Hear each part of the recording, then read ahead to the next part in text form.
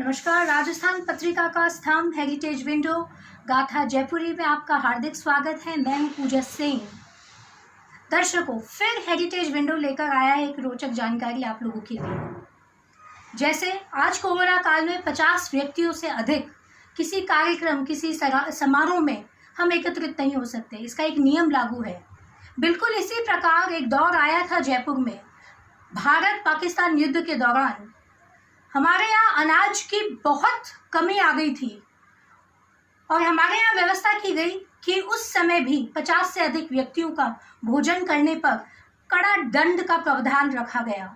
चलिए चर्चा करते हैं इस बारे में। हम 50 व्यक्तियों की जो व्यवस्था है खाने की, इसके बारे में बात करेंगे। राजस्थान पत्रिका के वरिष्ठ पत्रकार एवं इतिहास के गाथा हमारे साथ हैं श्री जितेंद्र सिंह जी शेखावत। जितेंद्र सिंह जी, ये उस समय कैसे 50 व्यक्तियों का कैसे व्यवस्था की गई थी? देखिए, कोरोना काल में इस समय लोग स्थिति दूसरी है।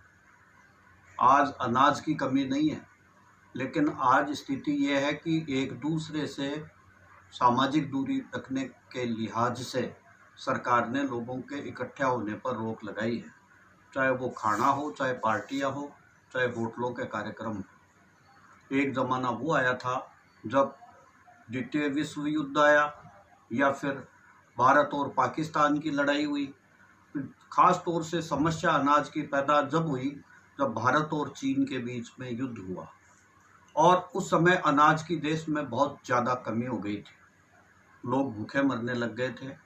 ऐसे में फिर सरकार ने यहाँ पर राशनिंग की, हर चीज़ की, चीनी की, गेहूं की और अन्य सामान की राशनिंग यहाँ पर जयपुर में की गई। सामूहिक भोजन के लिए ये तो जयपुर बड़ा मशहूर रहा खाने पीने के लोगों के लिए। शादी ब्याह हो, चाहे और कोई प्रोग्राम हो, जयपुर के लोग खाने में सबसे ज़्यादा मशहूर हैं और आगे रहते हैं। तब फिर राशन कार्ड के ऊपर राशन की सामग्री जयपुर के लोगों को अनाज और ये सब चीज़ें मिलने लगी। 50 लोगों के लिए पाबंदी लगा दी और कड़ा दंड का प्रावधान कर दिया।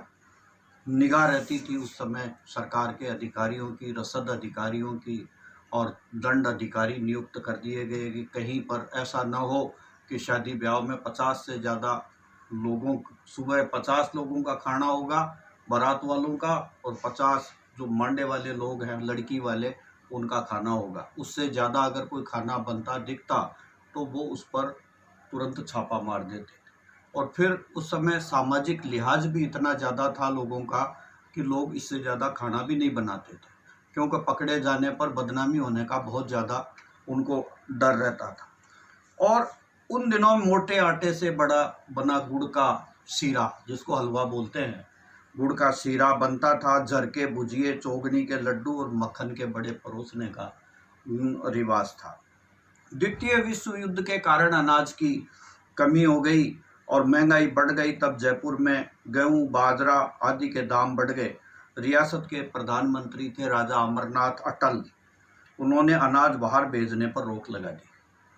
1943 में आदेश निकाल के विवाह के मौके पर होने वाले जीमण में 50 लड़के वाले और 50 लड़की वालों के लिए तय कर दिया गया। साधारण dinner, T party, at home जैसे प्रोग्राम हुआ करते थे, उनमें 25 आदमी शामिल होने का नियम बना दिया। इस आदेश का उल्लंघन करने पर 1000 रुपये जुर्माना और 3 साल की कड़ी कैद का प्रावधान उस समय रखा गया। प्रथम श्रेणी के अधिकारियों को इसकी निगरानी के लिए तैनात किया। 1962 के भारत व चीन युद्ध के बाद 1965 व सन 1972 के भारत पाक युद्ध के समय भारत में अनाज की कमी जबरदस्त हो गई थी। एक प्रश्न पूछना चाहूंगी आपसे, ये सोमवार का व्रत रखवाया गया था सबसे, कुछ ऐसा सुनने में आया था? ये उसी समय हुआ था 1965 में, जब भारत पाक युद्ध हुआ और उसमें बड़ी भारी अन्न की कमी हो गई हिंदुस्तान में। तब फिर अमेरिका है, उसने लाल गेहूं, जो 480 बोलते थे लाल गेहूं को, 480 नंबर का 4 लाल गेहूं जो समुद्र में फेंकता था उस जमाने में अमेरिका, वो भारत के लोगों के लिए भेजना शुरू किया। अब क्या हुआ कि कोई ऐसी तकरार हुई दोनों देशों के बीच में कि अमेरिका ने वो लाल गेहूं बंद कर दिया। हमारे प्रधानमंत्री थे उस समय लाल बहादुर शास्त्री, लाल बहादुर जी शास्त्री बड़े खपा हो गए। उन्होंने कहा अनाज देना बंद कर दिया अमेरिका ने। तो उन्होंने, बड़े लोकप्रिय थे लाल बहादुर शास्त्री, जन जन के मन में बसे हुए थे। ऐसे प्रधानमंत्री आज तक कभी नहीं हुए हिंदुस्तान में, लाल बहादुर शास्त्री जी जैसे सीधे सच्चे इंसान। और उन्होंने भारत पाक युद्ध हो चाहे चीन का युद्ध हो, उसमें डट कर मुकाबला किया। और उन्होंने ये कह दिया कि अगर अमेरिका ने ये सड़ा गला गेहूँ भी बंद कर दिया तो कोई बात नहीं, मेरे हिंदुस्तान के लोग एक दिन का व्रत रखेंगे। तब फिर सोमवार का व्रत रखने का प्रचलन हुआ। आज इतने वर्षों बाद भी कई लोग, बुजुर्ग ऐसे हैं जो 98-95 साल के लोग, तो आज भी उस व्रत का पालन करते हैं। और इस तरह से उन्होंने अनाज को बचाने के लिए जोरदार असर हुआ। सोमवार के दिन लोग भोजन के दिन उपवास कर, शास्त्री जी की अपील का इतना जोरदार असर हुआ कि ढाबे खुलने भी बंद हो गए। सोमवार के दिन ढाबे भी नहीं खुलते थे कि कोई आदमी अगर कोई खाना खाना चाहे तो। क्यों? इसलिए था कि शास्त्री जी की अपील थी और शास्त्री जी के ऊपर पूरी हिंदुस्तान की जनता को विश्वास था। बच्चे बच्चे के मन में शास्त्री जी के प्रति इतना जबरदस्त प्रभाव था, इतना आदर था उनके प्रति कि लोगों ने खाना, कईयों ने तो 2 समय का खाना भी बंद कर दिया। और किसी तरीके से हिंदुस्तान में अनाज बचाया जाए ये किया। और सियासरण लश्करी जी हैं, उनके पास में उस समय के जो पोस्टर थे, वो पोस्टर आज भी सुरक्षित है, जिनमें अनाज बचाने की, अन्न बचाने की अपील की गई है। इस तरह का था हमारे जयपुर में, जब 85 लोगों को खाने जीवने का प्रबंध किया गया। बेहद रोचक जानकारी दी जितेंद्र सिंह जी आपने। तो दर्शकों, फिर मिलते हैं एक नई रोचक जानकारी के साथ। तब तक के लिए धन्यवाद।